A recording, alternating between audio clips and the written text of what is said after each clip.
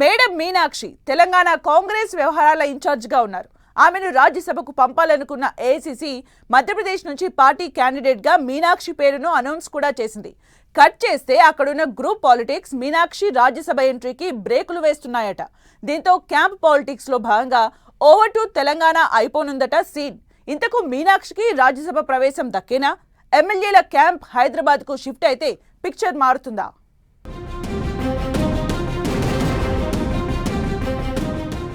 మధ్యప్రదేశ్ నుంచి రాజ్యసభ రేసులో మీనాక్షి నటరాజన్. పార్టీకి ఫుల్ టైం వర్క్ చేస్తూ ఉండడంతో మీనాక్షికి ప్రమోషన్. గ్రూప్ పాలిటిక్స్ తో మీనాక్షి రాజ్యసభ సీటుకు బ్రేకులు. ఎమ్మెల్యేలను హైదరాబాద్ కు తరలించేందుకు ప్లాన్. దేవుడు వరమిచ్చినా పూజారి కరుణించలేదన్నట్లుగా తయారైందట తెలంగాణ కాంగ్రెస్ వ్యవహారాల ఇన్ఛార్జ్ మీనాక్షి నటరాజన్ పరిస్థితి. మీనాక్షి పార్టీకి ఫుల్ టైం వర్క్ చేస్తూ ఉండడంతో ఆమెకు ప్రమోషన్ ఇవ్వాలని కాంగ్రెస్ అధిష్టానం భావించింది. అందుకే రాజ్యసభ ఎన్నికల్లో మధ్యప్రదేశ్ నుంచి పార్టీ తరఫున అవకాశం కల్పించింది. కానీ అక్కడున్న గ్రూప్ పాలిటిక్స్ ఆమెకు ఇబ్బందికరంగా మారాయట. పార్టీ అధిష్టానం మీనాక్షి పేరును ప్రతిపాదిస్తే అక్కడున్న సీనియర్ నేతలు ససేమెరా అంటున్నారట. ఇది అదునుగా బీజేపీ రంగంలోకి దిగాలని చూస్తోందట. దీంతో మధ్యప్రదేశ్లోని ఎమ్మెల్యేలను కాపాడుకోవడం కాంగ్రెస్ కు బిగ్ టాస్క్ గా మారింది అంటున్నారు.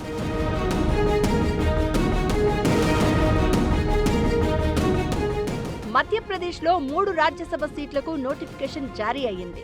ఆ రాష్ట్రంలో మొత్తం 230 మంది ఎమ్మెల్యేలున్నారు. అధికార బీజేపీకి 165 మంది, ప్రతిపక్ష కాంగ్రెస్ కు 64 మంది ఎమ్మెల్యేలు ఉన్నారు. రాజ్యసభ సీటు దక్కాలంటే ఒక్కొక్క స్థానానికి 58 మంది ఎమ్మెల్యేలు అవసరం. సంఖ్యాబలం ఆధారంగా బీజేపీకి 2, కాంగ్రెస్ కు 1 రాజ్యసభ సీటు దక్కడం ఖాయం. కానీ మధ్యప్రదేశ్ కాంగ్రెస్ పార్టీలో ముసలం స్టార్ట్ అయింది. రాజ్యసభ అభ్యర్థిగా మీనాక్షిని అధిష్టానం ఎంపిక చేయడంపై పార్టీలో లుకలుకలు మొదలయ్యాయి. మధ్యప్రదేశ్లోని సీనియర్ నేతలు కమల్ నాథన్, దిగ్విజయ్ సింగ్లు మీనాక్షి అభ్యర్థిత్వాన్ని తీవ్రంగా వ్యతిరేకిస్తున్నారు. మీనాక్షికి కాకుండా కమల్ నాథన్ కు ఇవ్వాలని దిగ్విజయ్ సింగ్ బహిరంగంగా కామెంట్స్ చేశారు. ఇలా కాంగ్రెస్ లో గ్రూప్ వారు నెలకొంటూ ఉండడంతో అధికార బీజేపీ రంగంలోకి దిగింది. ఇదే మంచి ఛాన్స్ గా భావించి 3వ అభ్యర్థిని రంగంలోకి దించాలని బీజేపీ ప్లాన్ చేస్తోందట. స్వయంగా బీజేపీ సీఎం మోహన్ యాదవ్ 3వ సీటు కూడా బీజేపీకే వస్తుందని కామెంట్స్ చేయడంతో కాంగ్రెస్ శిబిరంలో టెన్షన్ మొదలైంది.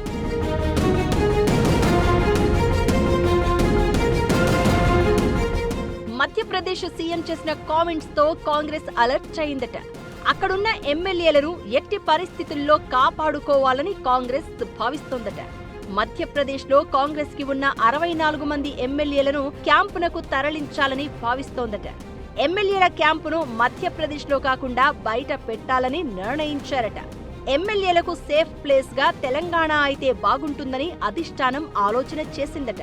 ఇక్కడ కాంగ్రెస్ ప్రభుత్వం అధికారంలో ఉండడం, మీనాక్షి కూడా తెలంగాణ రాష్ట్ర వ్యవహారాల ఇన్ఛార్జ్ కాబట్టి ఇక్కడైతేనే కరెక్ట్ అని భావిస్తున్నారట.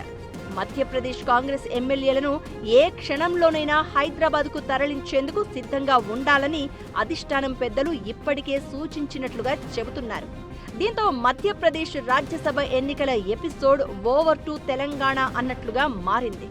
తెలంగాణ కాంగ్రెస్ ఇన్ఛార్జ్ మీనాక్షికి రాజ్యసభ సీటు దక్కుతుందో లేక కాంగ్రెస్ ఇంటర్నల్ పాలిటిక్స్ లో భాగంగా హుష్ కాకి అవుతుందో చూడాలి మరి.